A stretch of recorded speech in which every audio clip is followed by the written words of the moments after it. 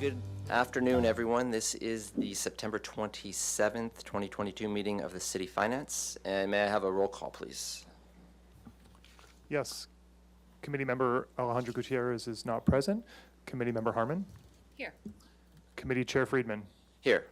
We do have a quorum, so we will go into the agenda. The first is public comment. And this is for public comment for items not on today's agenda, but under the purview of the Finance Committee. Are there any members of the public here or at home who wish to speak to this item? Don't see any in-house. Are there any online?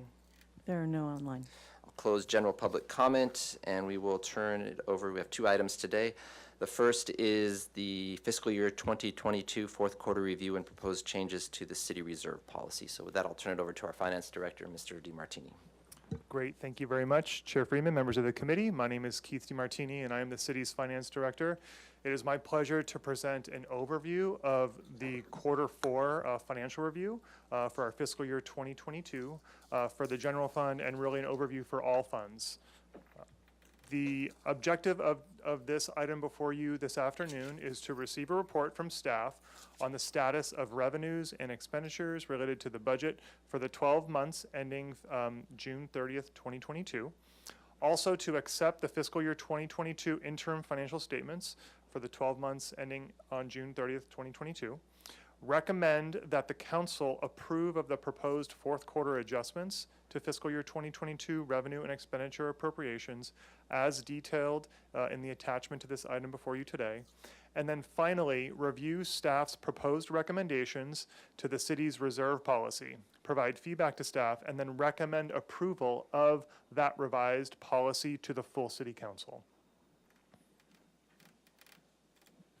The agenda for today's presentation is first to receive an update on the general fund, and then updates on all of the major enterprise funds within the city.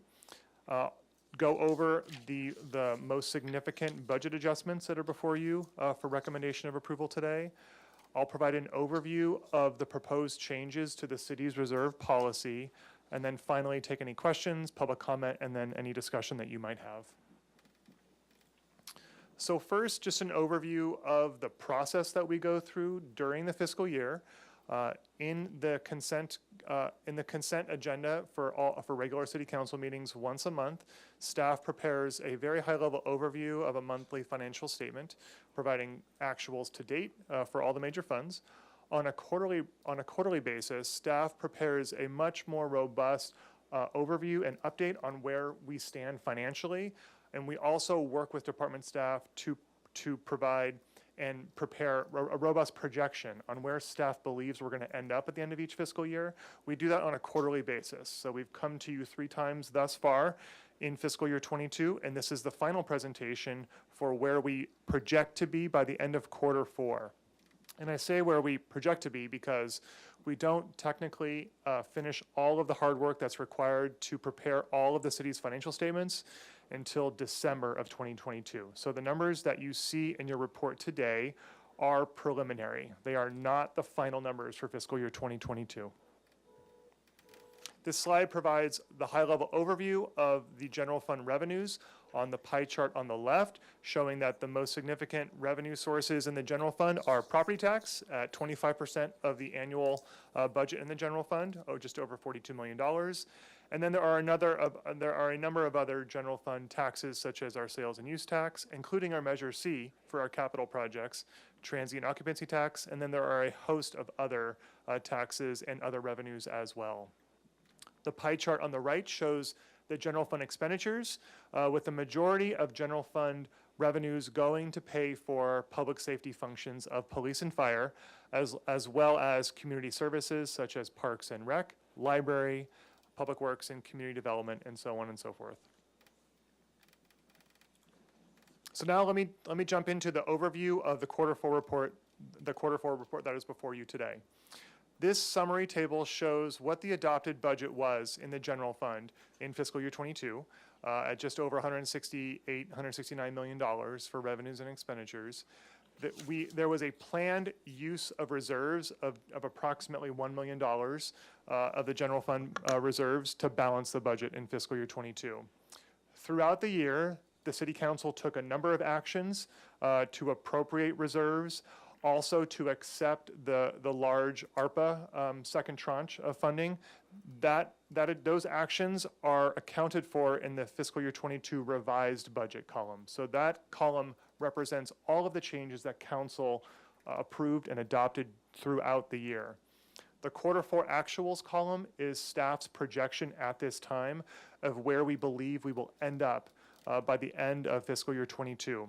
As you can see, revenues are coming in at just over $16 million more than the revised budget, and expenditures are coming in a little bit more than $5 million under the revised budget, for a net result of an operating surplus of $14.6 million. It's really important to note here that the fiscal year 22 adopted budget included $6.8 million of expenditure reduction targets. And those were targets that were set because the adopted budget had an operating deficit of over $8 million primarily because of the continued impacts of COVID related to our major revenue sources of TOT and sales tax, as well as continued uncertainty in the economy of these volatile sources and impacts of inflation and so on and so forth. We're going to go into detail on that today. On top of the $6.8 million of targets, there were an additional $5.3 million of savings that were recognized in fiscal year 22 that were largely attributable to the additional positions that were recognized as being vacant throughout the year. We continue to have a very, very high vacancy rate throughout many city departments. So not only did we achieve the $6.8 million of planned reductions, there was an additional 5.3 on top of that for a total of 12.1 of planned and unplanned expenditure savings. We also experienced around $12.4 million of additional sales tax and TOT revenues because of the additional economic activity that occurred throughout the early months of summer in particular. And it's also important to note here that because of the existing reserve policy, 50% of the annual operating surplus, so approximately $7.3 million, would go towards capital projects. And so we've articulated that on this slide to represent that the remaining 7.3 is what's left in the general fund that will go to address our continued under reserve position based on a reserve policy and then other future needs of the city council. So now let's dive into both revenues and expenditures. First, on the revenue side, property tax came in pretty much on budget. We've gotten better over the years at projecting that very stable revenue source. It continued to grow year over year over year. So really happy about the end result with property tax. Sales tax and TOT had a very similar trend where it's very volatile. It's very challenging to budget and project those revenue sources at the end of the year. We know that we saw a continued increase of online sales tax activity, mostly through online shopping. Also, our auto industries, both with gasoline sales and automobile sales, continue to be very strong and robust, as well as restaurant spending. Inflation was a big driver of our sales tax revenue, as I think you all are aware as well. It's important to note that we are evaluating potential recession scenarios. It's important for us to be diligent in doing so as it relates to our fiscal year 23 budget and beyond.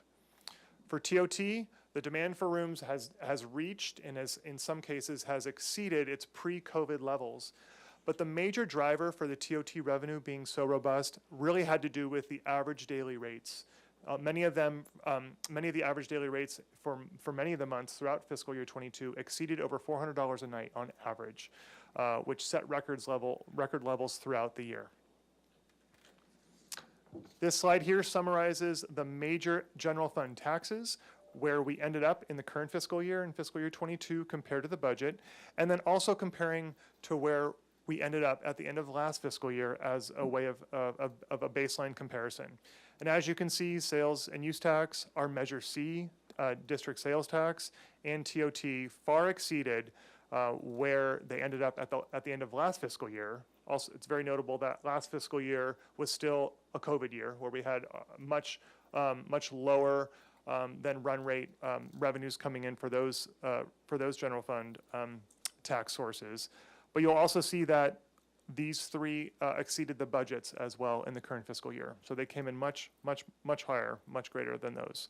The other tax sources came in fairly stable. Now moving on to expenditures. Again, it's important to note that when looking at these numbers, that staff implemented council's recommendation to include $6.8 million of expenditure reductions. And staff in departments were able to primarily meet those targets by holding positions vacant. There was a deficit in the adopted budget from continued decline of revenue, which required the savings from holding positions vacant. And then even on top of that, it required the use of reserves. Where we ended up at the end of the year didn't pan out as planned in the adopted budget because additional revenue came in and we achieved additional savings, which resulted in the surplus that I presented earlier. This slide right here shows each of the general fund departments, what the expenditure budgets are for each of them, and then where each of them came in at the end of the year on the year-to-date actual column. The main takeaway on this slide is that every single department here came in either pretty close to on budget or significantly under budget for a number of reasons. But all of them met their expenditure reduction targets, which I think is important for you all to know in regards to how seriously we took that direction to make sure that we achieve those expenditure reduction targets. I mentioned earlier that the very high vacancy rate was a significant factor as to why additional expenditure savings are being realized by the end of fiscal year 22. This slide here summarizes the trend of the vacancy rates in each of the departments throughout the city over the last 3 years. That maroon color is about 3 years ago in August, 2 years ago in August 2020. The light blue color is August 2021, and that mustardy yellow color is August 2022. A couple notable trends here are that the citywide trend, that far grouping of columns on the far right, shows that we've been hovering between 12 and 13, 14% over the past 3 years, which is relatively high. I believe the high point was around 6 months ago where we were over 15% vacancy rate. You'll see that the police's vacancy rate has been increasing in each of the last 2 years compared to the base year of 2020, and many of these departments are experiencing relatively high vacancy rates. The pie chart on the right shows the proportional share of the current list of vacant positions across the departments that have the most. So the police department, not surprising, has 43 vacant positions, and that represents 33% of the total vacancies to date. You'll see Public Works and Community Development are not close behind the police department. So now let's move on to reserves. After we acknowledge where we project to end up at the end of the fiscal year with additional revenue coming in and then realizing the additional savings on the expenditure side, this will positively impact our reserve position by the end of the fiscal year, which is obviously a great thing. The first line shows what the contingency reserve target needs to be per the City Council approved reserve policy, which represents 10% of expenditure, the expenditure budget. 15% of the expenditure budget should be our disaster reserve target as well. And then when you add those together at $37.4 million, that represents the 25% general fund reserve policy target. By the end of fiscal year 22, we project that we will be over the reserve policy target of just over $4 million for our actual reserves of $41.5 million. As I've showed on this slide in prior presentations, it is important to note that because the city's self-insurance fund is underfunded by approximately $10 million, the general fund, as well as the enterprise funds and the internal service funds, they are responsible for that burden. They are responsible for making sure that they have an adequate funding to cover the underfunding of the self-insurance fund. So the general fund is on the hook for about $5.9 million of the SIF's underfunding, which then results in actually being underfunded in the general fund because of that. This next slide here shows an 18-year history of the city's general fund reserves. The dark blue column shows our disaster reserves. The light blue column shows the actual contingency reserves. And then the gray line on the top represents what the policy target should be. And as you can see over the past 15 or so years, The city had been making gradual progress on achieving the reserve position after the Great Recession and had ended up meeting it in fiscal year 2016. But then with a number of incidents, and then COVID in particular, required the city to use reserves heavily in fiscal year 20. We did have some government relief through COVID-related funding, which helped us achieve a much more stable reserve position in fiscal year 21 and then finally in fiscal year 22. It is important to note here, though, that the fiscal year 23 adopted budget does include additional use of reserves. That is planned most likely in fiscal year 23 and beyond. So we are projecting to be under the reserve position in fiscal year 23, even with the additional surplus in fiscal year 22. Considerations for fiscal year 23 and beyond. Again, fiscal year 22 had an operating deficit of $8 million, requiring immediate action to hold expenditures and use a little bit of reserves. We have another structural deficit planned in the current fiscal year in 23 at over $4 million. Again, requiring much less expenditure reductions from departments of $1 million, but still there.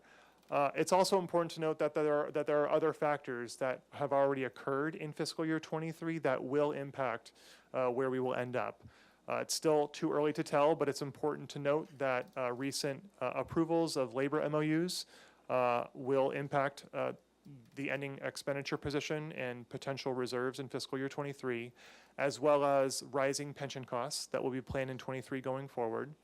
Inflation continues to be high, even with actions taken by the Federal Reserve that will likely increase the cost of doing business on multiple levels throughout the city.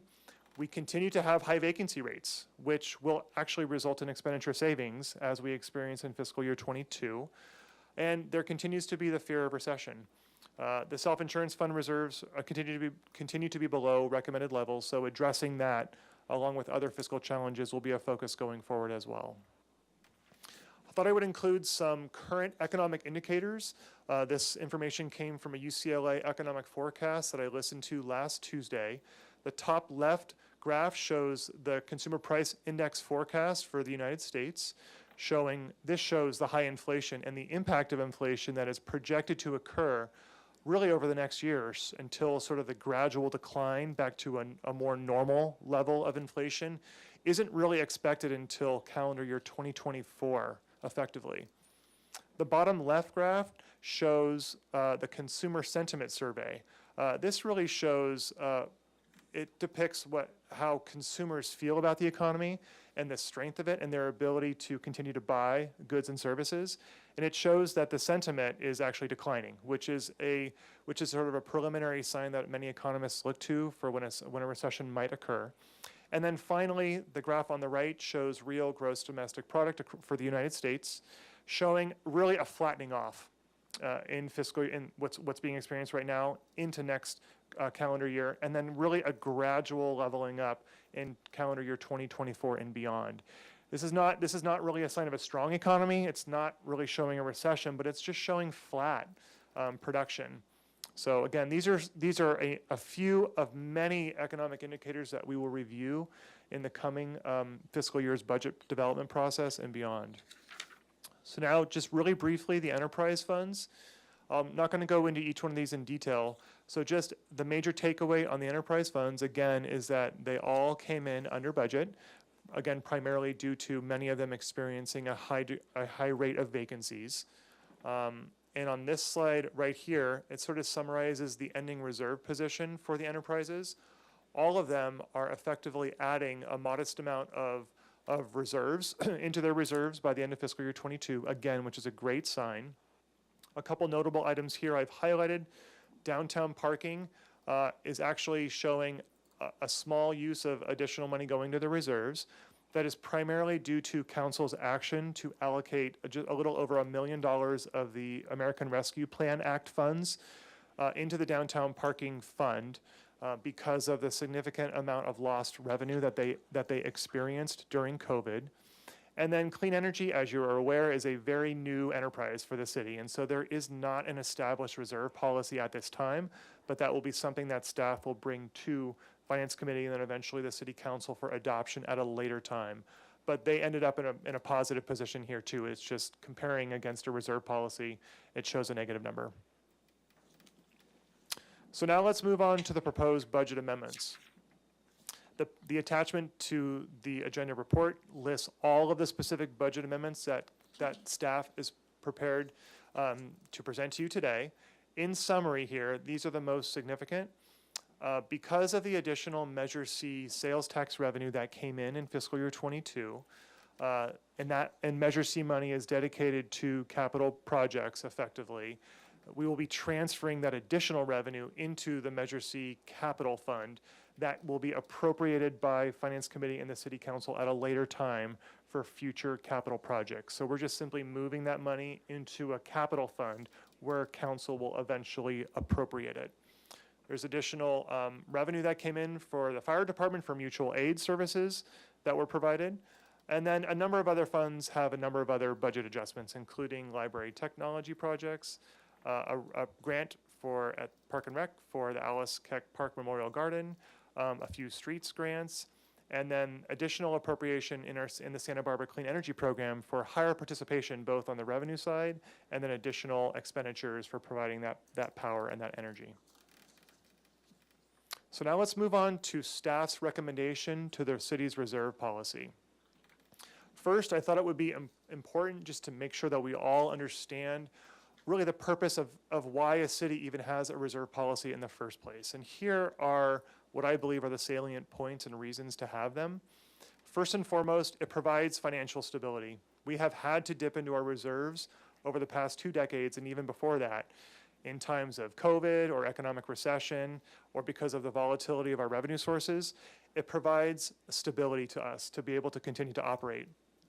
It provides resources that we are able to leverage in the event of a disaster. And we've had to do that during the Thomas mudslides, the Thomas fires, and in COVID in particular, we've had to dip into our reserves. It helps us smooth our revenue volatility. Sales tax and TOT continue to be very volatile, so it allows us to tap into those reserves when we are experiencing volatility in those revenue sources. There are other reasons as well. Having a strong reserve policy and adhering to it, it allows us to achieve a more advantageous credit rating. And the city is able to leverage that credit rating when we go out to market to issue debt.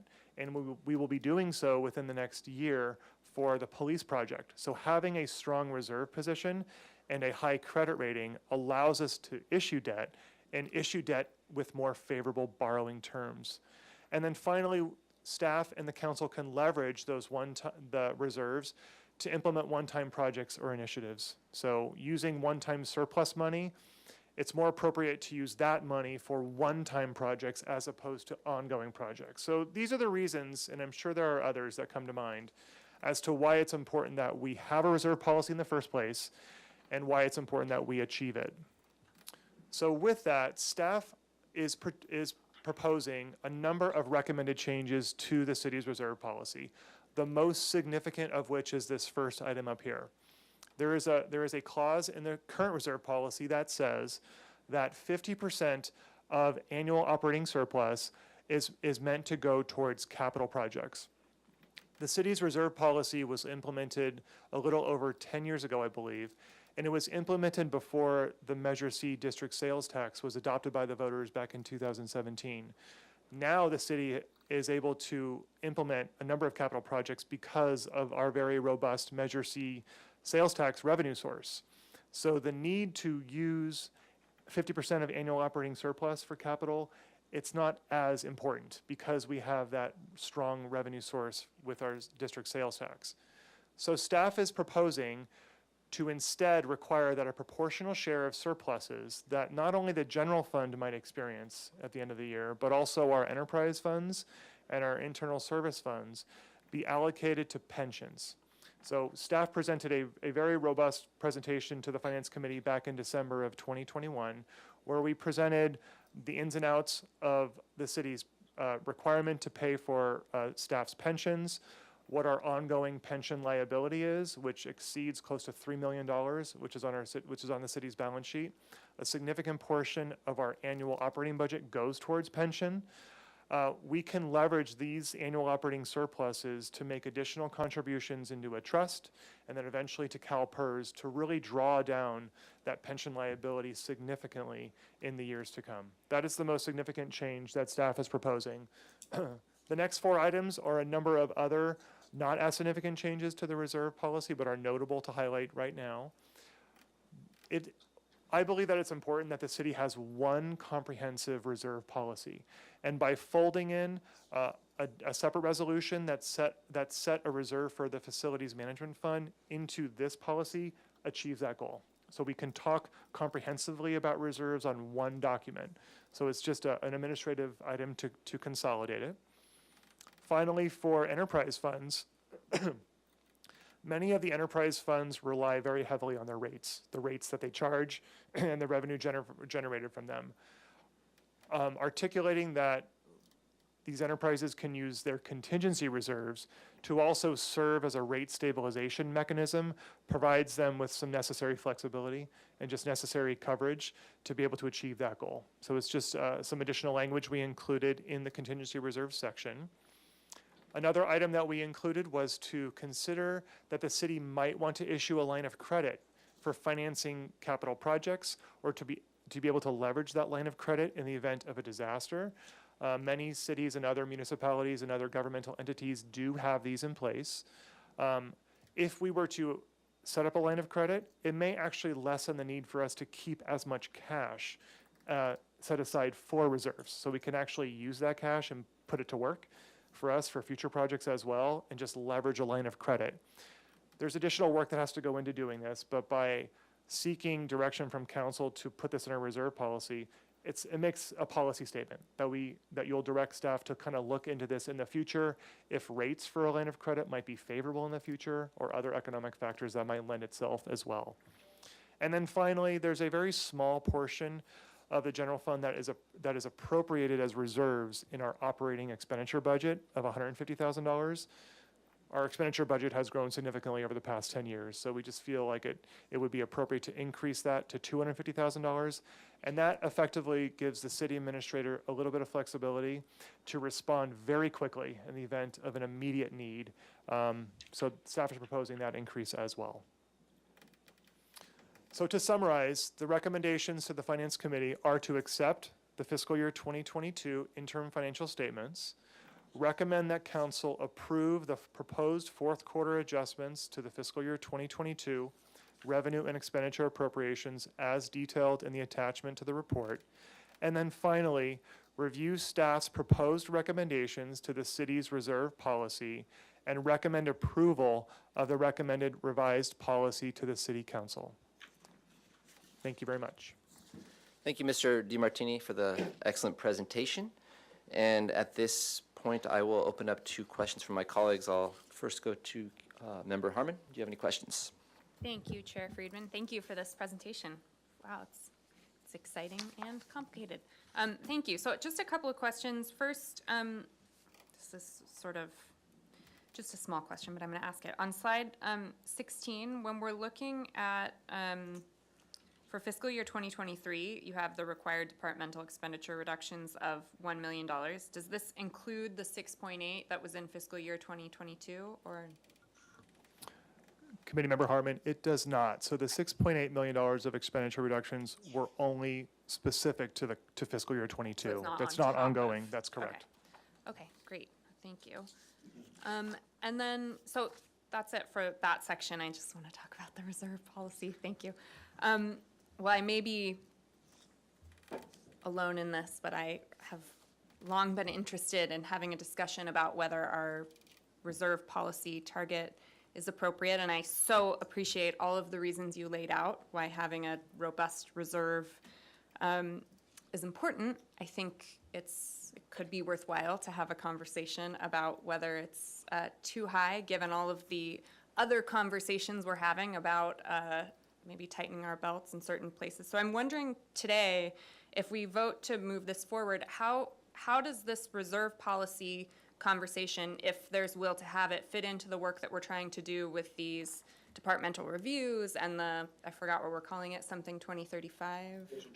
Thank you, Vision 2030. I was completely wrong. I mean, is there a conversation to be had in that process about the reserve policy? Or if by moving this forward today and then at council, are we saying that conversation about reserves is not happening in Vision 2030? Yes, Committee Member Harmon. So I absolutely believe that the Vision 2030 process, which will span many years likely, that reserves will come up throughout that topic, throughout that conversation. This conversation about reserves, and specifically the issue with our pension costs and our pension liabilities, has been a conversation thus far, right? We had a really robust conversation back in December. Staff has been working on developing a pension management policy, for example, and is continuing to work on that. And so staff has been presenting and believes that that is one of the most significant financial issues that the city is facing. And so using this opportunity to propose changes to the reserve policy now seems appropriate with the conversation that we've been having. But again, this is an ongoing conversation because it's important that we continue to evaluate the use of the city's reserve policy as our business model changes for a variety of reasons. So staff is moving forward with proposing it today. That's why it's here today, is to receive feedback and your suggestions on if you agree with it or not and want to move it forward. But that won't close the door because it can continue to have further conversations. Thank you. Yeah, that's exactly what I was wondering. Is this going to foreclose the opportunity to say, hey, we're at 35% or whatever, and maybe I want to be at 25 or that? Whoever's listening, I'm not proposing that. It was just numbers that I put out there. Okay, thank you. That is a conversation that I would be interested in having at some point. And then my only other question is on this concept of a line of credit. I think that's a fabulous idea, and I wholeheartedly support it. But I'm interested in knowing whether, and maybe this is a question for Ms. Connect as well, are we allowed to open that up to other agencies? I'm thinking specifically of agencies that do affordable housing projects, maybe only if it's connected to city land. I mean, is that a potential, or is it only for our own capital projects? Do we have any? And if that's a question for the future, I can table it, but I'm very interested in that possibility. Yeah. Committee Member Harmon, at this time, I believe that if the city issues a line of credit, we would use it for our own purposes, right? So we would use it for our own capital projects, our own ability to respond in the event of a disaster. But we do have relationships with nonprofits, with the Housing Authority in lots of ways, so we would have to research if we could use the resources from a line of credit to then send it to another entity. I'm not sure that that's legally possible. We're gonna have to look into that, but Sorry. if that's a need, we can research that for sure. Well, I will save my comments for the end. Thank you. That's it. Thank you. Excellent questions. Member Gutierrez, do you have any questions? No questions so far, thank you. Thank you. I do have a couple of questions, but I did want to add to the last one. You're looking into whether we could go to other agencies. In particular, I think housing is the priority that we're thinking about. Is perhaps that line of credit could be put in our own affordable housing trust fund, so it would be ours, rather than giving it to another agency, and then we control it, so it would technically be city, but then we could apply it out. So maybe as part of that research you're doing, looking into it that way. So just a couple of questions on slide, where am I at? 12, it's the vacancy rate. I just wanted, so we fully understand, is that we had planned for the 6.8 million in vacancies this year to do the cost savings, and then we had the additional 5 or 6 million, or 5 million more. Those were unplanned, so that work still needed to be done. So that put an extra burden on our employees. So that work was still being done even though it wasn't planned for. Just trying to understand. Yes, Chair Freeman, I think generally that is the case. It's probably also the case that some work that was planned was not done just because of the high vacancy rate that we continue to experience. And some of the work was likely done with having staff work overtime, right? So there's a cost to our employees with just the additional burden. So there's probably a number of factors related to how we kind of continue to move through this high vacancy experience rate that we have. Perfect. And I just wanted to reiterate that in terms of how we were able to get to the surplus we have. And there's more to that in the next item, but I wanted to highlight that for the discussion in the next item. And then in the, on slide 16, you had structural operating deficit of 4.2 million. I just wanted to get clarification. There's also the labor MOUs and pension costs, and those were budgeted, as I recall, at 2% going forward, and we have given extra compensation in the past. So is that 4.2 million inclusive of that, or is there additional costs from the actions that council taken that you need to calculate into that? Yes, Chair Friedman, the $4.2 million operating deficit that was presented as part of the adopted budget only assumed the 2% COLA assumptions for all of the labor groups in the city. So when MOUs have COLAs of 3% or greater, it will actually increase that deficit number. Okay, thank you. And then last question on pensions, setting up the trust and make an allocation, so that would reduce our unfunded pension liability. I think you said it was 300 million, is that right, approximately? Yeah, so it was over $300 million last year, and the most recent actuarial reports we received from CalPERS has it actually come down because a little over a year ago, CalPERS experienced about a 21% rate of return, so it actually reduced it. But we know that CalPERS's most recent rate of return was a negative 6%. So all of that benefit that we experienced is actually going to go away and will get worse. And so in addition to our normal payments that we're making as part of the compensation packages, we have this unfunded liability that we've discussed before, which is growing, and we have to make general fund and enterprise fund contributions every year. So if we did a trust and we were able to put additional one-time payments, we have a surplus into the trust as being proposed, that, I just want to understand, that would have ongoing benefits to the general fund in particular over time, because in perpetuity, basically, because we would have that extra, or the reduced unfunded liability, which we're getting charged for. So say we did $1 million, and so we get $1 million now, but then in future years we'd get additional savings. So that $1 million continues to grow. Do I understand that correctly?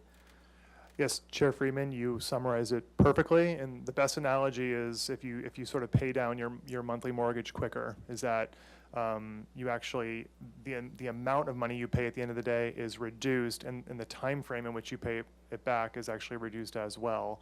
And then we would also experience the benefit of our annual expense. Our annual payment to CalPERS would be reduced also. So there are a number of benefits by focusing our resources on sort of prepaying or paying more than the minimal required amount. And we already do that partially. We already do that as part of our budget, correct?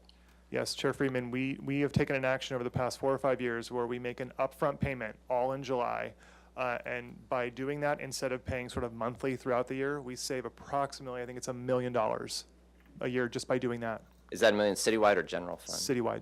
So this would be the same thing, so we could conceivably save a lot more by doing these one-time funds into it. Okay. That's correct. And that's the recommendation. So thank you for those. So I'm now going to open it up to public comment. Are there any members in the room who wish to speak to this item?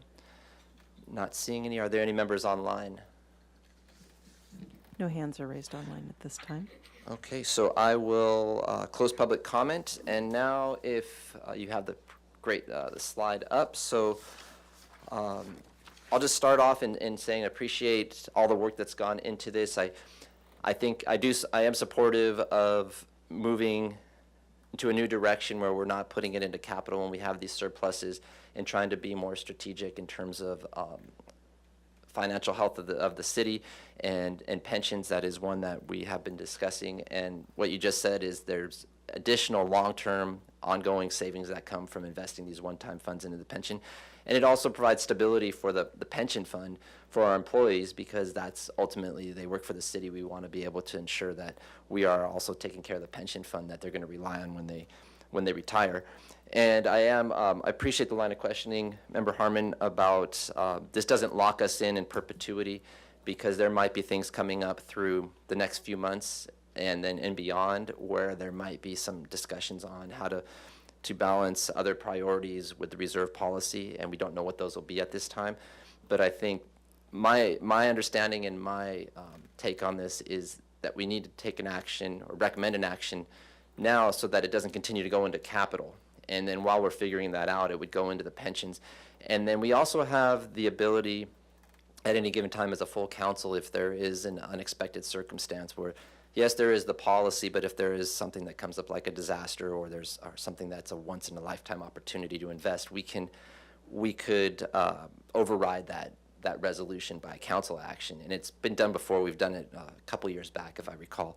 So that also doesn't lock us in if there is a specific opportunity that comes out there. So I'm supportive of the recommendations, and I'll open up to my colleagues. I'll go to Member Harmon. Thank you, Chair Friedman. I also appreciate it. Thank you very much. It's really an interesting place to be in right now, to be having this conversation sort of in the middle of the broader conversation we're having as a city and a community. On the fourth quarter adjustments, this is very exciting, and I look forward to the conversation to come about what we see there. On the reserve policy, yeah, I too support, again, this is always so loud. I too support the pension fund or pension trust allocation. I think, especially with Measure C funds, it's absolutely a very good use of any surplus. But I do, again, just reiterating, and I'm very glad that you were clear that the door is always open for additional policy changes if there is the will and direction to do that. You know, personally, I would really like to have that conversation and bracketing and understanding, of course, all the reasons why a robust reserve policy is so important, and it has been hugely helpful to our community multiple times in very recent memory. So I recognize that, but I do think it's important in the context of the larger conversation we're having to at least address this and consider whether it's appropriately benchmarked and at least have that conversation. So I look forward to that in the months and years to come. All of these recommendations I support, and I would frankly like to see this third recommendation, consider a line of credit, move to open a line of credit. And I think my real interest, I mean, I would really love if there's some legal way to accomplish this, to be able to open it up to our housing partners. That was exactly what I'm thinking of. And I think that was a really interesting potential solution that Chair Friedman brought forth. But I mean, that to me would be of immense value to the community. And I have heard over and over again from our residents that they love that we have a reserve policy, they love that security, but wish that we could invest our money in our community rather than in some sort of nameless, faceless fund that gives us only a relatively marginal return when we could get that same return on affordable housing projects or middle income housing projects here in our community. So to the extent we can have a line of credit that would allow us to do that, and I know there are legal hurdles, believe me, I know.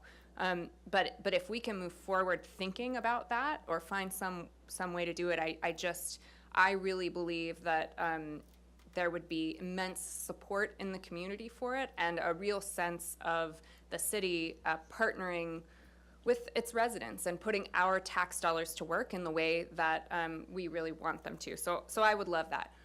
With that said, if that is not legally possible or it's something for whatever reason we can't do, I still support the idea of a line of credit for our capital projects. Again, for the same reason, you know, I would like to see it expanded because there's such great need, but even without that expansion, you know, to be able to invest that money in a tangible way back into the community, it's just, I can think of no better way to use our reserve funds. So I'm very grateful to see this, and I really, really appreciate the creativity, and it's an exciting thing, actually, and I think, again, it's so rare to say that about fiscal policy, but I feel they're very much like you all are listening to us and to what we want, so thank you very much, and I'm happy, Chair Friedman. Oh, I'm sorry. Go ahead. Save the motion. I just need to check with Member Gutierrez if, Member Gutierrez, do you have any comments?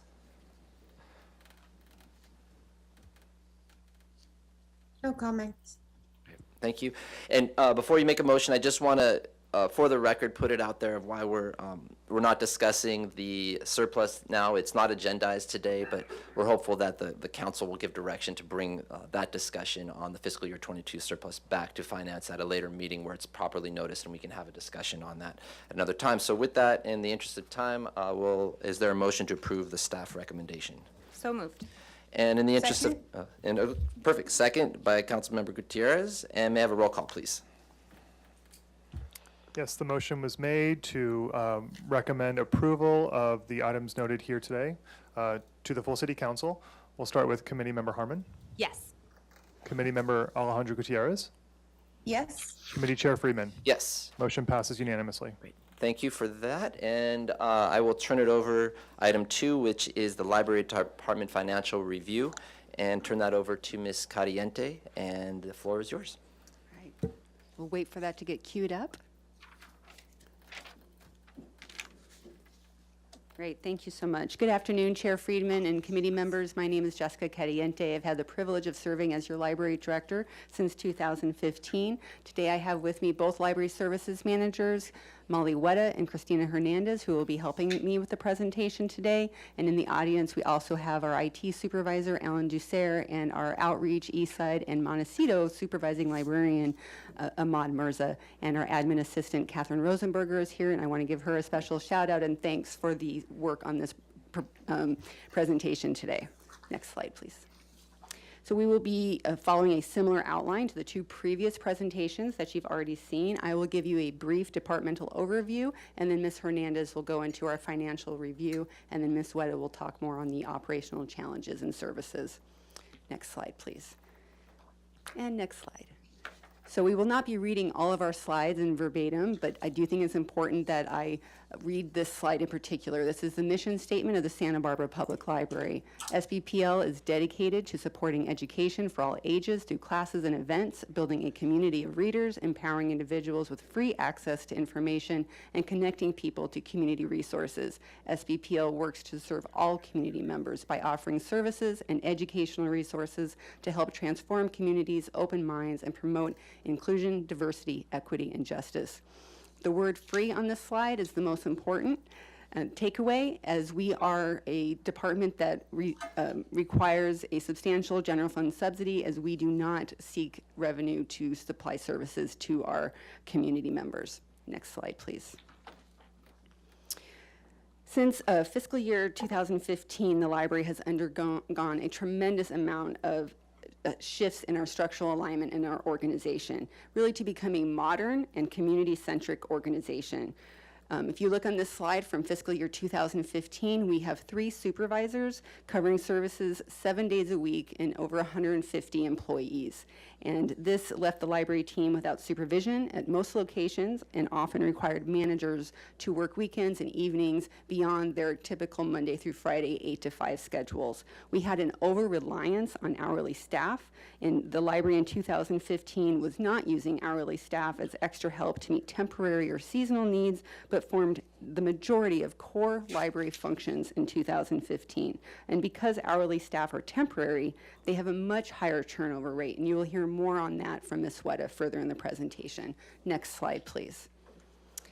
To rectify many of the inherited and antiquated practices, the library has introduced more professional positions and more supervisors. You can see the row in the middle there, the 6 positions, though that represents our current supervisory team. And this is really to help support not only the community initiatives, but our staff and the professional development of our department.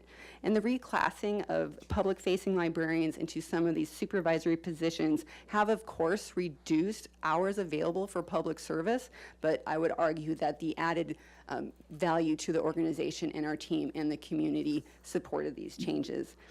And again, Ms. Wetta will go into more details further in the presentation. Next slide, please. I want to spend a couple of minutes just talking about levels of library services. So a minimal library you will see in states that do not publicly fund their libraries, and so that would be donation and volunteer-based solely. A basic library is what we had here in 2015 with a very high emphasis on books and then your basic technology, so providing public access computers, if you will. And what we've been working towards is a community responsive library here in Santa Barbara, one that is reflects what the community desires and needs, but we're working with our partners in order to not duplicate services. And I will move on. Next slide, please. I also wanted to just start off this presentation talking a little bit about some of our benchmarks. This data comes from the State Library Report from fiscal year 20. Every year, all libraries across California must submit reports, and so this data is readily available to the public. The first chart in the yellow is percent of budget from local government funds. As you see, with our benchmarked libraries, we are an outlier in that we have 15% of our budget coming from outside of local funds. So this number includes our per capita that we receive from the county as well as our general fund subsidy. So we're looking to fund our libraries through grants and donations in a much larger way than other benchmarked libraries. Similarly, the budget per capita, we're at $52 per capita, and a note on this number, most public libraries are not reporting their allocated costs as part of their budget, and for our budget, they're well over $1 million. So this inflates this number for us at $52, and this also only represents the per capita amount of our service area. You'll hear more in the presentation how we have over 16,000 cardholders who are not within our service area, and we do not receive any per capita for. Next slide, please. Again, last benchmarks, percentage of staff who hold master's degrees. We are in the middle of the pack. We are no way leading in this initiative, but we have focused on this over the last 7 years and have grown our professional librarians at Santa Barbara Public Library. And then population served per FTE of staff.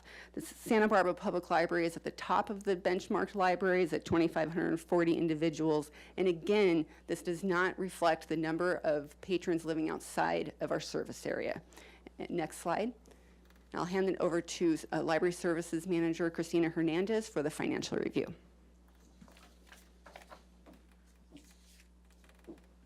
Thank you. Good afternoon, Chair Friedman and members of the committee. My name is Christina Hernandez, Library Services Manager. I'm going to just let everyone know that we provided a key on the right that defines how we use the terms fund, program, division, and category as we move throughout this presentation. So historic changes to our program. So prior to FY16, the library only had 3 programs that included administration, public services, and support services.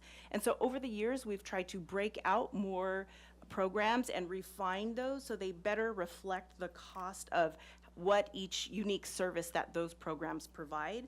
So in 2016, Eastside was broken out. In FY22, we added Library on the Go. This current year, we've added the adult education program, and hopefully in the future, in FY24, we'd also like to break out youth services as well as its own program. Next slide, please. So this is total expenditures for city libraries. So the bulk of our expenditures are general fund expenditures, over 92%. That remaining portion of the pie comes from our expenditures from the miscellaneous grants fund. We just wanted to note that there is an additional $3.1 million in the miscellaneous grants fund. However, that is earmarked for the Library Plaza campaign. And so since that is a very unique project, we just wanted to show what the remaining is in the miscellaneous grants funds, just under $600,000. And that is usually our Friends of the Library Foundation and grants monies. Next slide.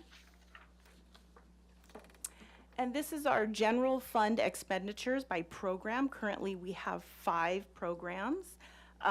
Central Library by far is the largest program with over 75%. That is because the bulk of the salaries, benefits, unfunded liability, and allocated costs come out of the Central Library. However, it is important to note that library is completely unsiloed. So that means regardless of which program library staff are charged to, they all provide services and support all of the other programs in the library department. And so we also continue to hope to work with finance in the future to further break out programs and redistribute those allocated costs for better accounting. Next slide, please. And these are our general fund expenditures by category, so where we are making our expenditures. Of course, the largest 3 are salaries and benefits, and this includes our unfunded liability as well as our allocated costs. The smallest categories are in our supplies, and supplies includes costs associated with our library catalog, our technology and device management. This can include like security services, as well as things like programming supplies and our day-to-day supplies. Also, the smallest portion is with our special projects, and this is the social services work at the library. Next slide, please. And this slide you've seen before in the other two presentations, and this just demonstrates that the library accounts for 5% of the overall general fund subsidy. Next slide, please. So this is a 6-year look at our expenditures against revenues.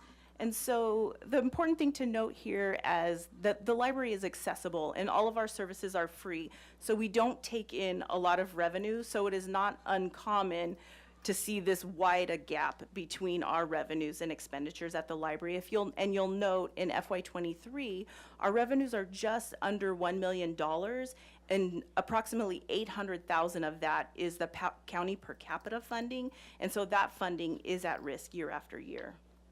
Next slide, please.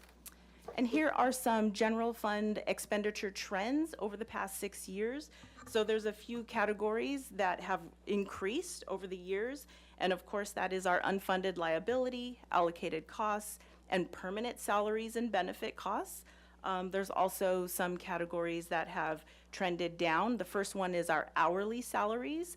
That is because over the years we have converted some of those hourly hours to 0.8 or permanent full-time salaries as well.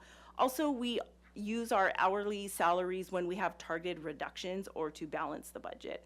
And our supplies is also trending downward. That is an area, usually one of the first areas that we have to cut as well to balance the budget. And you'll notice in FY22, there is an influx of ARPA funding, and that was used to support our collections, as well as we were able to convert some salary savings to our collection budget as well. And that was great because that helped boost our collections as we were recovering from COVID. And then you'll see a reduction in our supplies in FY23 as well. We have a new expenditure on the top that is parking, and $65,000 is what we have budgeted this fiscal year to pay for parking for library staff. Many of our staff are currently working at the East Side Library, so we expect when those staff return, when construction is complete, when they return to Central Library, and when we start paying for the full fiscal year of parking, we expect that number to double. Next slide, please. And here are some budgeted revenue trends for the library. You'll notice at the top, the library admin fee. So this is the fee that we receive for managing county branch locations. This has decreased over the years. As each county branch location splinters off, the amount that we're able to collect in these fees is drastically decreased.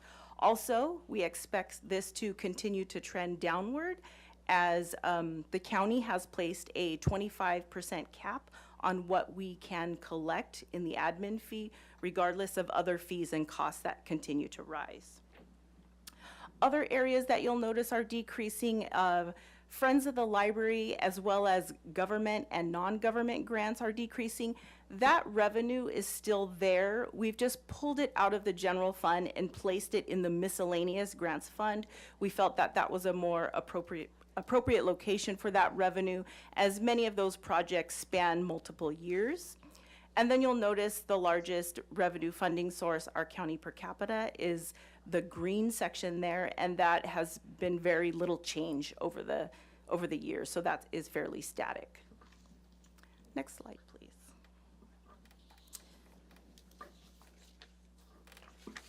So this is a comparison of this is a 6-year trend with our expenditures compared to our revenues in orange, again, very low year after year, and our general fund subsidy that we receive from the city. And again, noting that the bulk of that revenue in orange is for the county per capita. Next slide, please. And so here is another comparison. You'll notice our subsidy in green, and it was important to show that the subsidy is what we receive from this city, but once you add in the allocated costs in blue, and then you add in the salaries and benefits in orange, there's very little left for library services and programs. Sometimes there is nothing left. And so this is why that per capita funding from the county is extremely important to us to maintain that year after year. And this is also why we often will seek funding from outside sources or grant funding as well. Next slide, please. Here is a breakdown of our allocated costs. So our allocations account for 17% of our expenditure budget and just under 20% of our budgeted subsidy. Our largest allocated costs are our building and planned maintenance, as well as our custodial. We are aware that the city is also doing a deep dive into some of these as part of the matrix study. So hopefully we'll get some guidance from there regarding the allocated charges. Next slide, please. And then this is just a comparison of our budgeted subsidy compared to our actual subsidy. Our actuals will always be below the budgeted amount, and that is largely due to staff vacancies as well as the hourly turnover. Next slide, please. And here again is just the subsidy divided up by program. So these are our current 5 programs. Again, the largest subsidy amount going to the Central Library because of the bulk of the salaries and benefits and allocated costs come out of the Central Library. And again, we'll continue to work with finance to possibly redefine or redistribute some of those allocated costs as we break out programs. And now I will go into our programs individually in the library.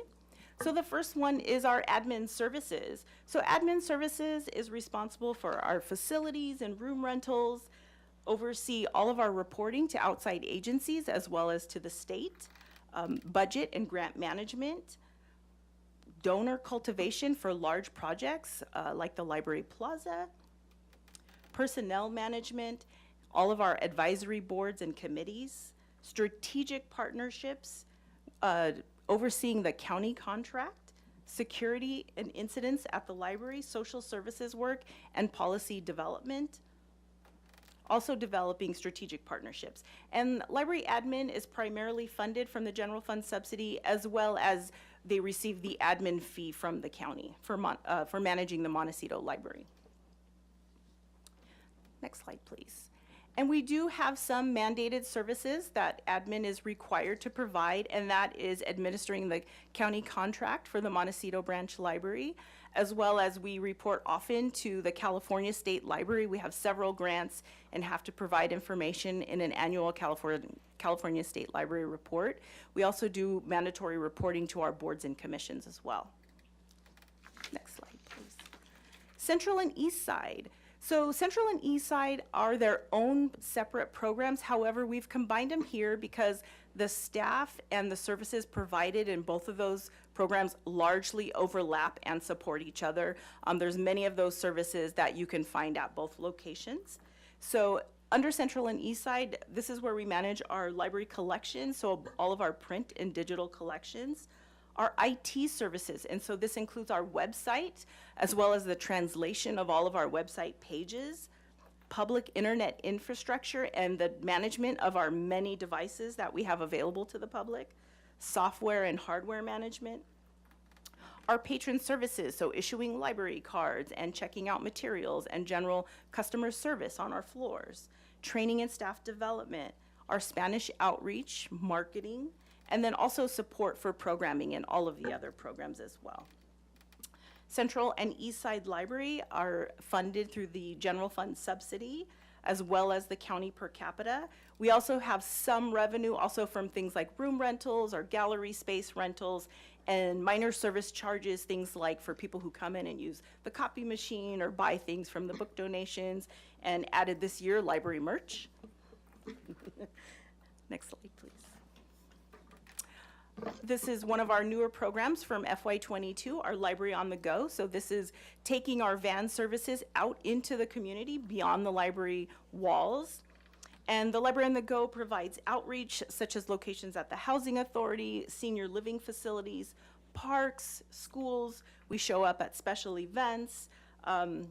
And also beyond just special programming, also general library services are available through the Library on the Go, such as checking out materials and getting new cards.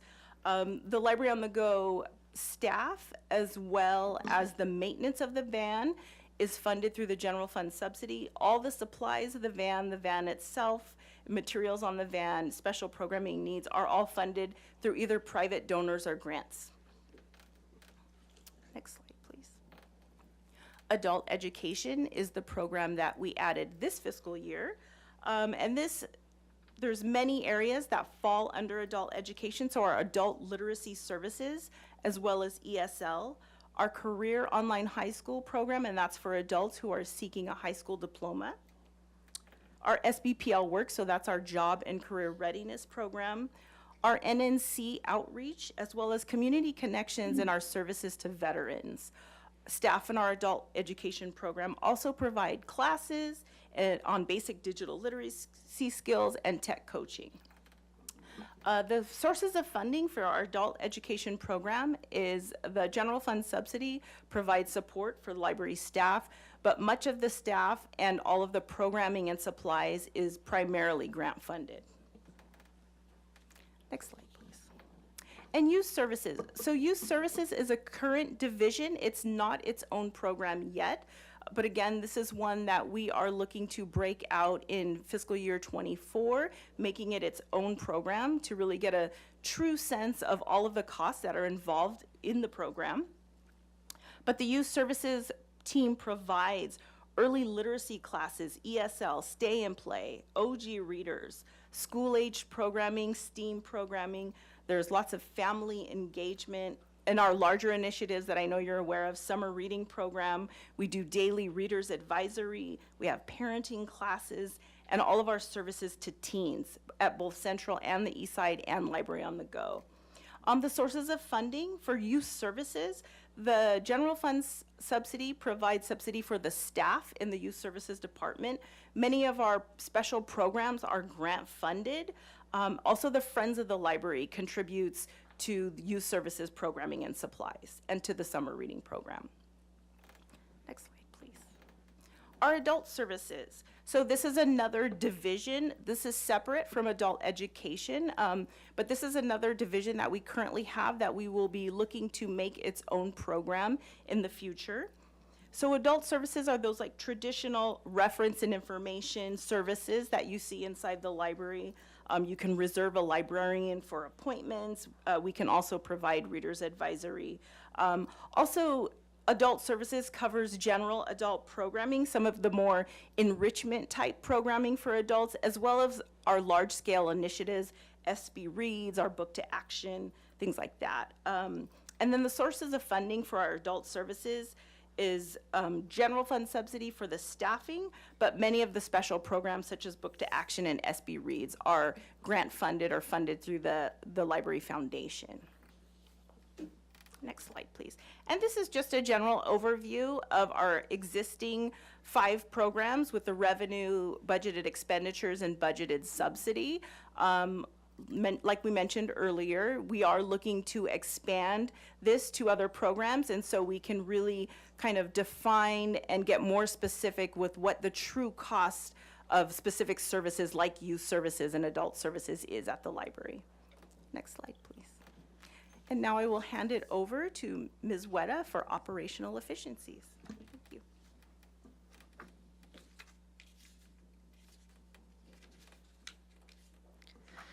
Good afternoon. I'm here to discuss operational efficiencies. As part of the city's Vision 2030 plan, we're looking at how to improve our operational efficiencies, and the library department has been evaluating our workflows and priorities through this lens since 2015. We've made some significant improvements that have allowed us to focus on value-added services to the community. So, in looking at this, we see that we've made simple changes in everyday routines through our lean management processes to save time and money. Technology solutions such as automated materials handling, self-checkout machines have allowed us to have a higher level of customer service interactions. Staff development and cross-training on basic library duties makes us more efficient and offer a more consistent level of service, so vacancies or time off don't impact public service. And our robust professional development has allowed for upward mobility in the organization, and we've had a mini grant process to encourage innovation. Under patron services, we've streamlined their duties and developed metrics for circulation tasks, eliminated unnecessary steps, and reduced how many times an item has to be touched by different staff to complete the cycle of shipment or hold shelf, check-in, and all of the processes to circulate materials. Our staff work areas were consolidated in a local area in Central to more efficiently collaborate and reduce the need to move to different areas of the building to complete different operational tasks. And our current remodel project will also modernize and streamline our workplace and encourage increased efficiencies. Our staff schedules have been updated to reflect the needs of the organization. Even simple changes like signage, like a map of where to find different collections within the building, or a restroom sign that extends perpendicular to the wall, makes spaces easier for patrons to navigate and decreases the amount of time that staff answer these routine questions. Patrons who prefer to be independent and more self-sufficient can move about the library conducting their business, and then this frees up staff to dedicate more time on the education and supporting those patrons who need assistance in accessing collections. Our approach to collection management has also improved significantly over the last several years, allowing us to maximize the return on investment and better meet patron demands for books and learning resources. Rather than having selection duties spread out across multiple locations and duplicated among many staff members, we've centralized that in the hands of a few main selectors who gather input from the librarian team in order to best serve the community. Our technical services process have been streamlined, so the labeling, processing, and cataloging of materials is mostly outsourced to the full extent possible to reduce our backroom tasks and allow us to focus on the value-added education and customer service. Our new integrated library system and catalog has allowed us to make data-driven decisions, and our local control has allowed us to be more responsive to community needs. Next slide. So we have continued these projects into this fiscal year. This year, we're going to be looking at community partnerships. The library receives far more requests to support public programs with community organizations than we have the capacity to support. So we're launching a new process to evaluate those partnerships, and for those that aren't aligned with the library's service model goals, offer a room rental at a new nonprofit rate. So still supporting that community education of our partners, but in a different way. Our intention is to allow for more lead time and for the library to focus on those projects that really fit into our collaboration model and meet our goals. In tandem with that, we're looking at our room rental process. We've streamlined this with the use of seamless docs to online applications, but the process is still very staff intensive, and we have lots of questions and support for the public in order to use those. We're looking at how to balance our cost recovery for this service with our goal of offering accessible spaces to the community members. Data management. Staff spend a lot of time compiling data for reports for the state library, our grants, and our P3 performance measures. We have a new product in chat reference that offers a module that collects and analyzes statistics. So we plan to use this to better collect data and be able to more efficiently analyze it so we can identify trends and make data-informed decisions. This year, we'll also be completing the EDGE assessment, which is a tool that helps libraries of all sizes align their technology resources to community priorities. And this will allow us to be more proactive in meeting our technology needs rather than reactive, so we aren't suffering with failing public Wi-Fi infrastructure while applying for grant funding to get the upgrades. We'll have a plan and be able to budget for needed technology. Next slide, please. Now we're going to discuss some operational challenges. These are intended to paint the full picture of the underlying conditions that present challenges to delivering the best library services possible to the community. Next slide. So, competing community priorities. Over the past year, the library has been conducting surveys and focus groups to invite the community to share what library services are most important to them. SBPL has previously done robust community engagement using the Harwood Public Innovation Framework, and that was focused on identifying community aspirations. But we all know that during the pandemic, this has created a lot of change and shifting priorities for our communities. We've addressed these changes by regularly surveying patrons about service delivery during the pandemic and have continued as we've returned to normal operations, which in turn have been impacted by construction. We have addressed these done some intentional outreach to our Spanish-speaking community, targeting those who don't currently use the library. And then we've offered targeted surveys and focus groups on collections, services and facilities, including open hours, and youth and family needs, both in English and in Spanish.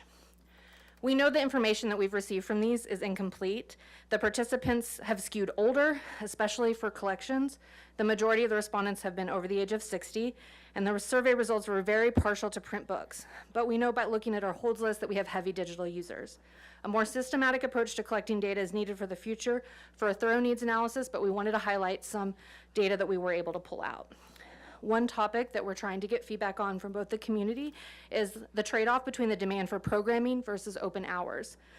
For families completing these surveys, collections was always predominantly the #1 priority, but when you went to look at their #2 priority, they were split between programming and open hours for English-speaking families. It shifts when we look at the Spanish-speaking respondents. They are more interested in programming. They really value the hands-on, in-person, interactive learning opportunities for themselves and their children.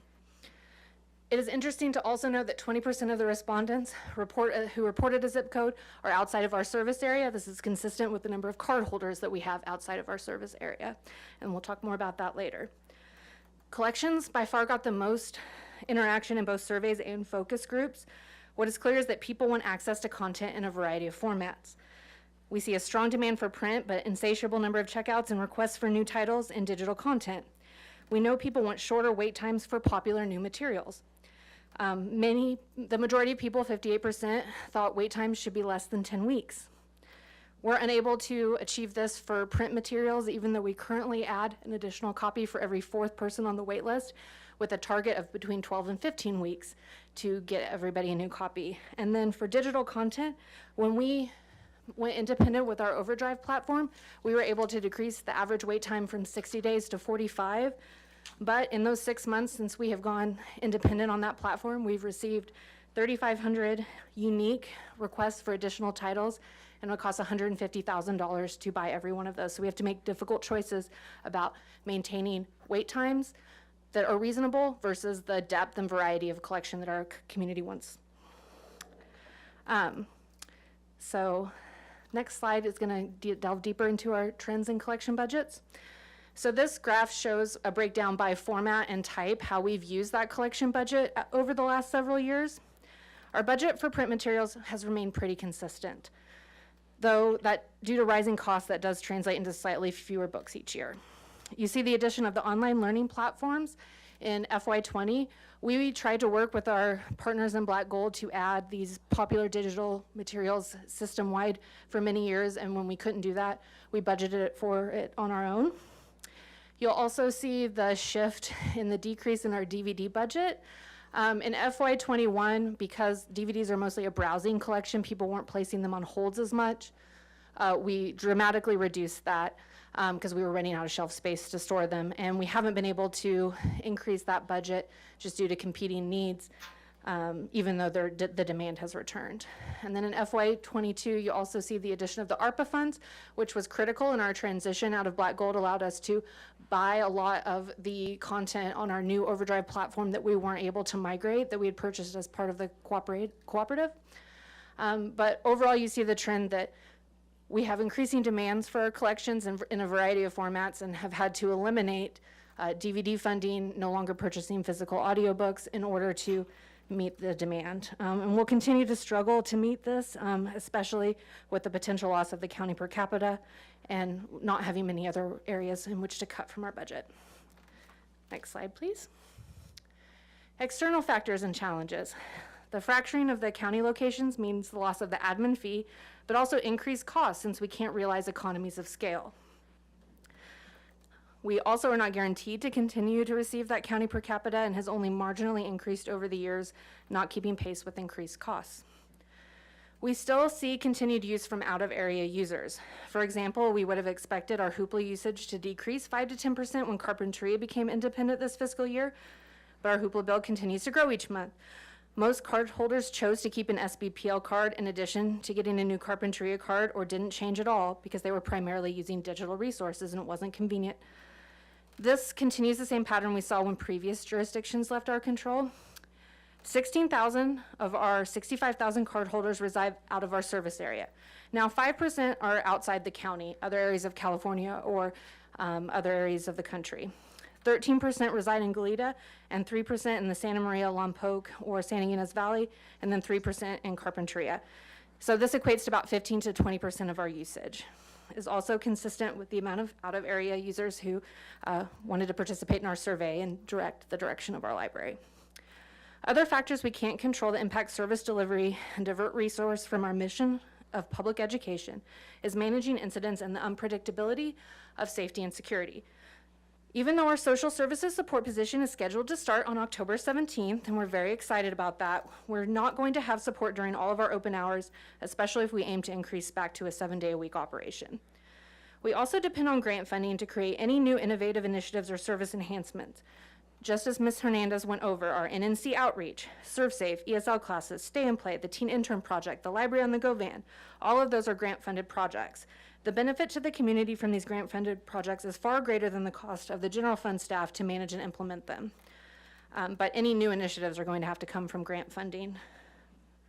For our collections, we continue to see increasing costs. Print books are rising several dollars per unit, and digital costs have also been increasing. We also see the publishing industry changes so that one company has more than 50% of the market share, so that doesn't bode well for future competition and prices. Next slide. Staffing challenges. As we discussed in the earlier presentation, all departments are struggling to recruit. At the library, we have really been struggling to support recruitment of supervisor positions and attract candidates that have the experience that we need, in part due to the high cost of living and because our salaries are behind at the supervisor level. For example, Goleta's supervising librarian at the top of the range is $12,000 more than the top of our range. Carpentry's new position doesn't require a master's degree but pays more than our librarians.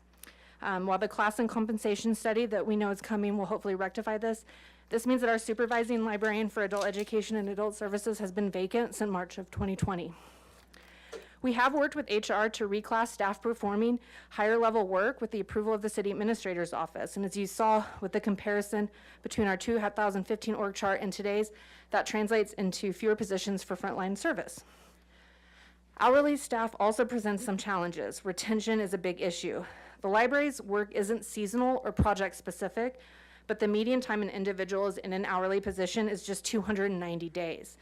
That's when you take into account longtime hourly employees at the Eastside branch like Maria Boteo, who's been here for 20 years, and then balanced out against people who leave within 30 days. It takes 3 to 6 months for hourly library technicians to be fully independent on all basic fundamentals of library services and service points. So oftentimes we're getting them fully trained and then they're leaving. Next slide. And this just shows our hourly staff budget trends. As we've mentioned previously, we have shifted some hourly hours budget and converted that into full-time staff because that helps with the retention and the training needs to really be able to work all service points in the library. We also have so much turnover, though we're never ever actually able to spend the entire budget that we're allocated each year. And additionally, when we've had to make cuts for either to balance the budget or targeted reductions, this is one of the areas that we have discretion to decrease. So especially as allocated costs and unfunded liabilities has increased, it is traded off with our hourly staff budget. Next slide, please.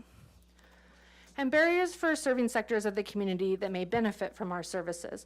The library over the last several years has really been trying to identify those barriers and increase access to our most vulnerable members of the community. This has been the impetus behind our Spanish outreach team and our Library on the Go van. Since we don't have neighborhood libraries in many areas of our community, the West Side, Mesa, and Upper State and San Roque area, we routinely and prioritize our van outreach at those locations.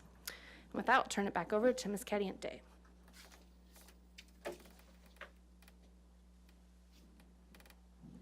Thank you, and I know that we are short on time, and so I will try to speed through these remaining slides. Next slide, please.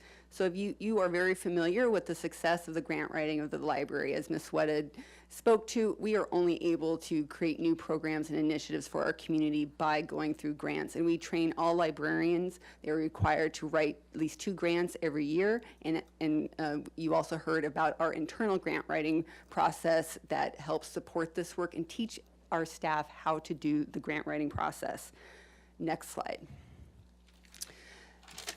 Services that could be provided by other agencies. So I want to spend a little bit of time on this one. The California Adult Education Program grant-funded projects within our adult education division in particular cannot be duplicated. So all of the ServSafe, the work that we do with our partners such as Weave, that work cannot be duplicated as part of the grant of funding requirements.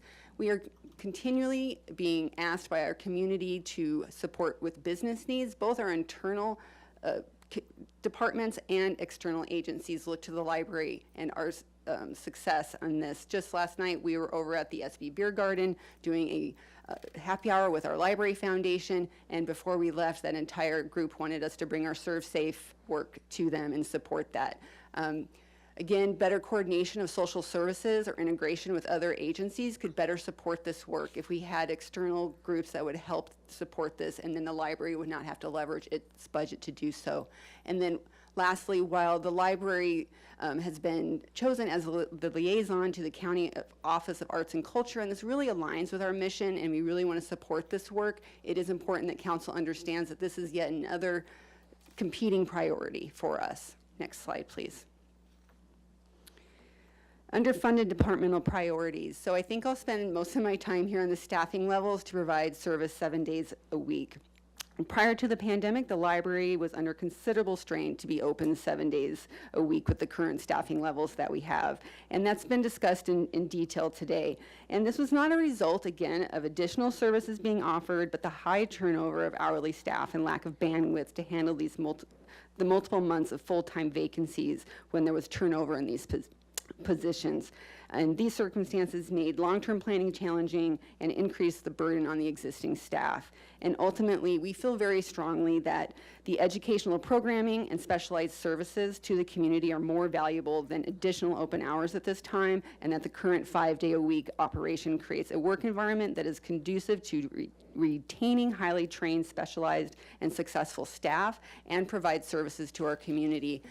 This is taking into consideration the city's the budget constraints within the city. So working under the current budget, that is the recommendation of the library. Increasing open hours without additional funding for staff is just not sustainable and does not add significant value to the community. Then also other departmental priorities, as have been mentioned, outreach services to neighborhoods without library buildings, increased collection budgets. We have had a status quo collection budget ebbed a little bit over the last 7 years, and that's really not sustainable to meeting the continual increasing demands that we are receiving. And then the library department does not have some life safety capital enhancements such as AEDs, fire suppression, and earthquake retrofitting. And then staffing to support all programs so that we don't have to cut things such as arts and culture and those adult enrichment activities that we really did offer more of pre-pandemic. And then, of course, sustainable technology funding. There's a lot of technology at the library, and right now there's not a mechanism to automatically replace it. Next slide, please. Opportunities for increasing revenue or decreasing expenditures without compromising services. So of course, prioritizing capital projects that will result in increased revenue. So for example, Library Plaza should help us create revenue once it's online. And similarly, if we finish our commercial kitchen within the Faulkner or the upper level patio, but again, we will need staff to maintain and to do all of these programs. We will, of course, be evaluating our fee schedule for room rentals and galleries, especially looking at the Library Plaza, and then comparing the cost of contracted services versus internal positions. So that would be looking at social services, custodial, security, and then working with the Vision 2030 teams to review opportunities for organizational efficiencies, as Ms. Hernandez alluded to, the matrix study to look at the internal services funds. Last slide, please.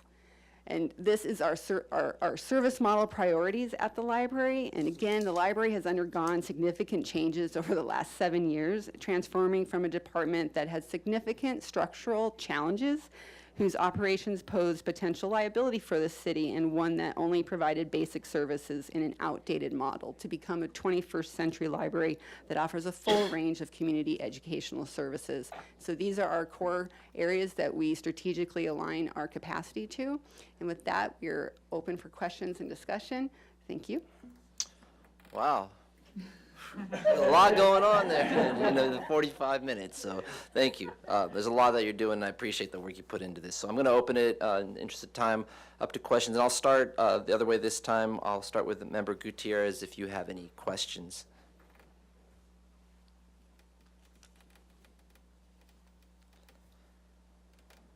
Not hearing it at this time. We'll come back if you do have any, and I'll turn up to Councilmember Harmon. my appreciation also. This is really cool, and I'm definitely saving this, so thank you. I guess my only question really is on slide 47. It seems to me so much of what you do, we want to prioritize and make sure, and you do so much work to grant fund so much of it. I guess my takeaway from this slide then, though, is there's not really many opportunities in this department, and that seems true based on what I'm seeing, and I just want to confirm that that sort of assessment of what you're sharing with us is correct. Committee Member Harmon, thank you for the question. Yes, that is what we're sharing. Traditionally, most libraries, if they have a dedicated revenue source, for example, the SLO County Library System has a dedicated parcel tax, and that ensures that they have revenue every year that is at a consistent level. The Santa Barbara Public Library is a little bit unique in that we use general fund dollars both from the county and the city. Thank you. I do have a few questions, but you answered many of them, so I'll try to be brief. So the county admin fee, that it's capped at 25%, and so that means that when we're contracting for the Montecito Library, how does that fee work? And if it costs more than the 25%, does that mean that the city of Santa Barbara is supporting the Montecito Library in the day-to-day? And where does that 25% admin fee go to first? Thank you for the question, Chair Friedman.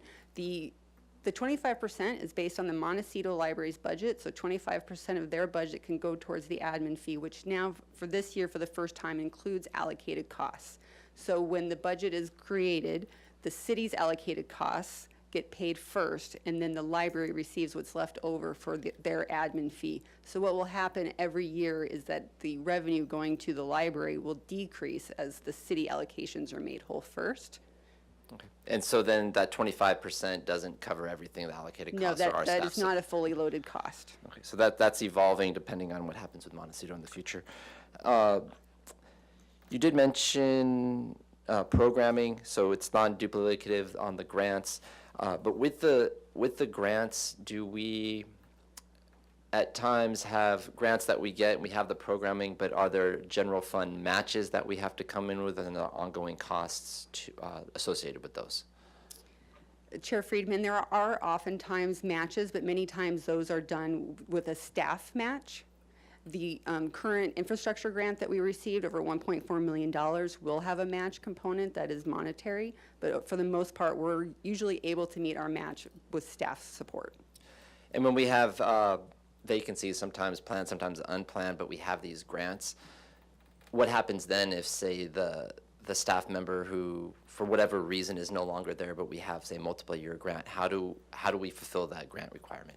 Chair Friedman, oftentimes, as is the case currently in this very hard recruiting environment, we will then program a full-time staff member to that grant, thus then subsidizing the general fund. So that the person who had been scheduled to be paid for out of the general fund subsidy will now be being paid by the grant. But then there's implications because that work that then gets put on the other members. Correct. So it's a tough choice to make, but we have to fulfill the grant applications.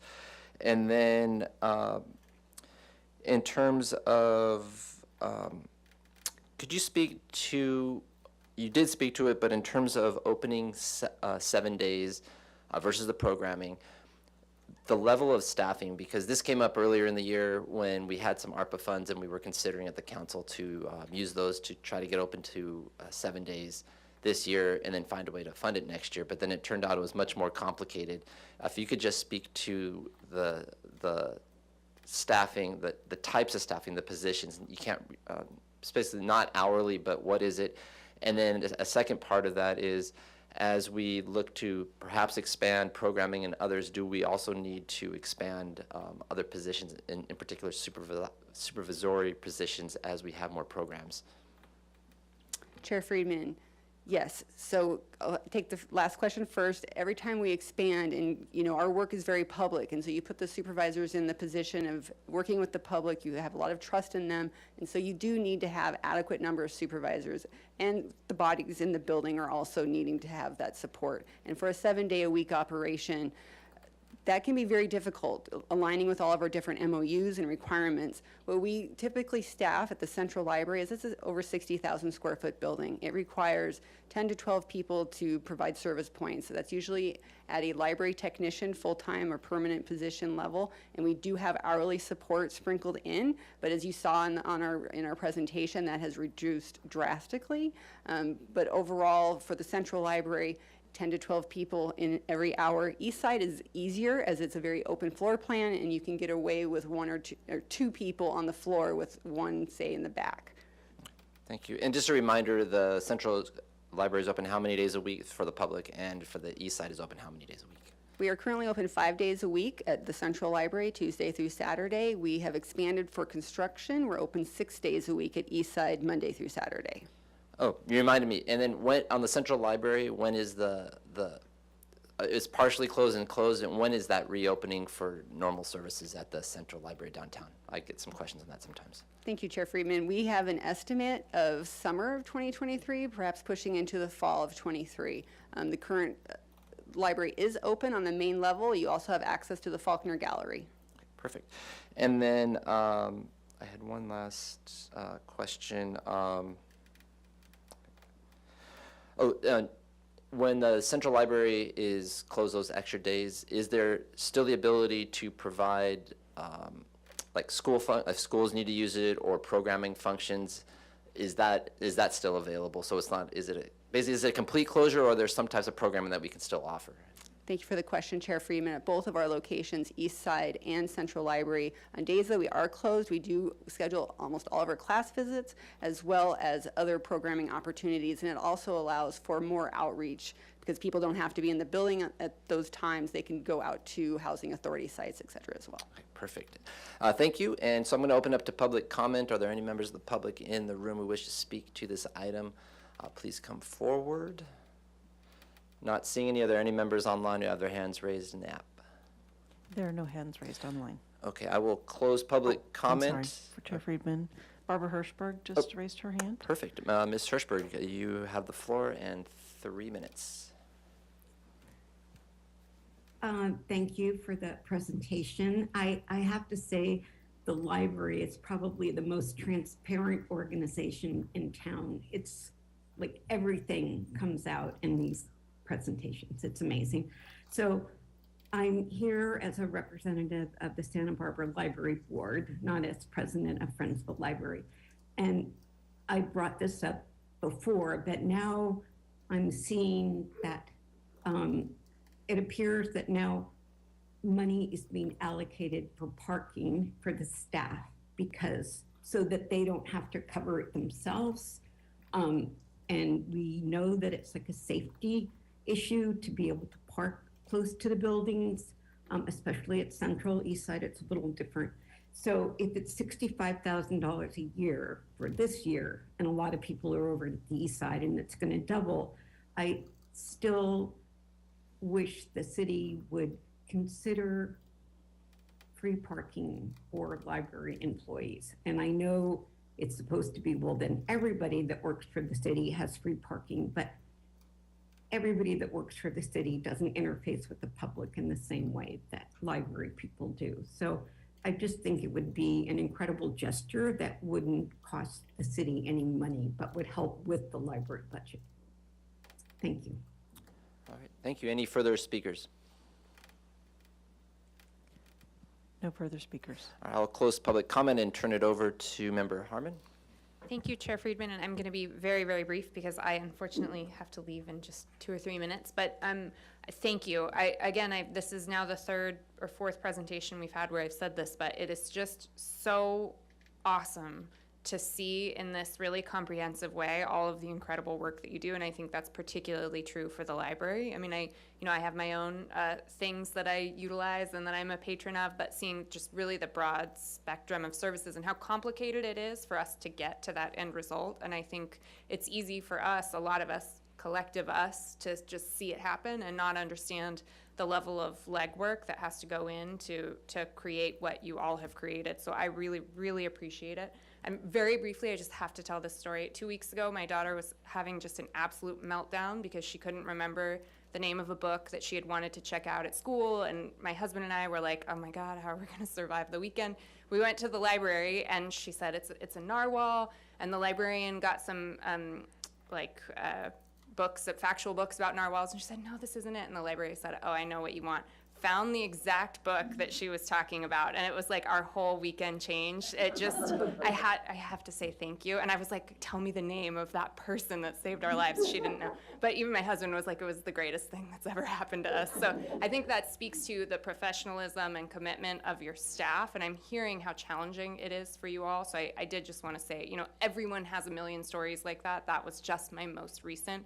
I really, really appreciate how much you all have done, clearly with not enough. And I also want to say why we're doing this is to think about ways that we can work together as a city organization to move forward in a sustainable way.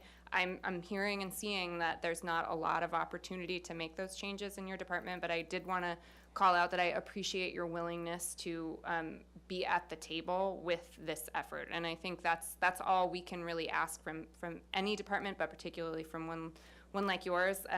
And we've commented as these different department presentations have come through on the opportunities for savings, and I think all that you have identified are great. I mean, I hate to even do it, but I really just want to call out my appreciation for your willingness to be at the table. I don't know what that would look like.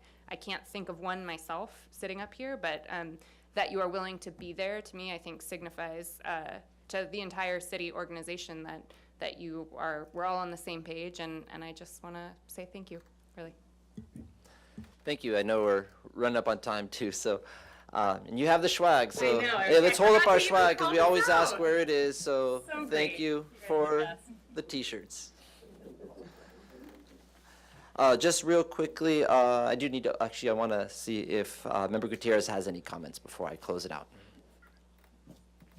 Yes, I do. I just want to thank the library staff for their amazing work they do in the community, and I've seen it firsthand.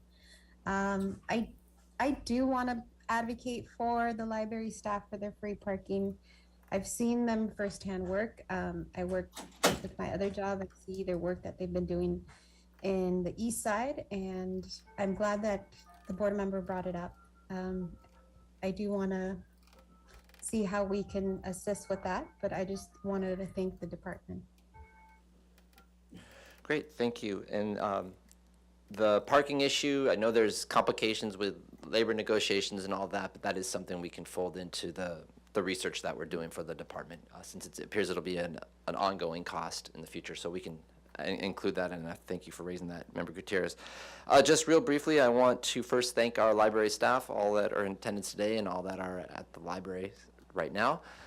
Do such a great job, and me, it's been a long experience with the library. I first started on the library board in 2004 and served for over a decade on the library board, and that's where I first got my intro into how the city works. And I can tell you that we have gone from a basic to a concierge, or basic to community. Concierge is the goal, but we have come a long way since back then, but there were other challenges back then. But I do want to say I appreciate that we have stepped up the level of programming and services over the years in spite of not being able to increase the revenues. So it's been very creative by our staff. I also want to thank the Friends and the Foundation. We have two great partners that have enabled us to, as the slide showed, not be at the 95, 6, 7, 8% as most libraries. Only 85% government funded, and that 15% is made up by those two partners in particular. And we wouldn't be having the great opportunity for the new plaza that's going to transform the library and create new sources of revenue if it wasn't for the foundation. And a lot of our programming is supported by the Friends, so I want to recognize them. The major issues that I see that we need to continue to look at is the programming versus open hours and that are there. In particular, how we are serving different populations. I thought it was interesting with Spanish speakers in particular are more interested in the programming and versus the open 7 days, and also what it means in terms of the level of staffing and the positions that are required in terms of getting open. And then also with our grant funding, looking at what that means in terms of when we get new grants, what other additional resources is that put in there? And then, so when we apply for grants, how we're looking at all the grants we're applying for, so we can be really strategic if there's a certain threshold where we get X number of grants received, if that means we have to add additional supervisors or not. I'm not sure at this point what that means, because I want to be sure we're able to support that programming that the community expects. But as we heard, with vacancies the way they are, those grants can sometimes cause the shift from staff to come over, and then that creates a series of issues with the day-to-day operations. So how can we address that issue that's come up? And then, of course, looking at the internal service funds, that's an issue we've heard with Parks Department and others. Those are allocated costs that need to be paid, but just understanding that better and looking at the predictability of the budget, because that can grow significantly. And then the future revenues, interested in how the future revenues, because it is obvious to me that if we want to get to where we want to be, that the current revenue generation that we have from the general fund or others is not going to suffice to meet the needs and to get us to compensation level that is commensurate with other areas. I found it that for the compensation that in one position we were 12,000 less than Goleta. So that just says right there that it just creates those staff vacancies. So what we need in terms of revenue generation and what that would mean. And then lastly, I just again want to thank our staff for your innovation in getting the programming and finding solutions to keeping the library open as much as possible. And I want to thank Director Cariente. You've come a long way through many challenges and what everyone accomplished during COVID and the big shift. So just really appreciate all that you do. So with that, we need to get over to council. So thank you.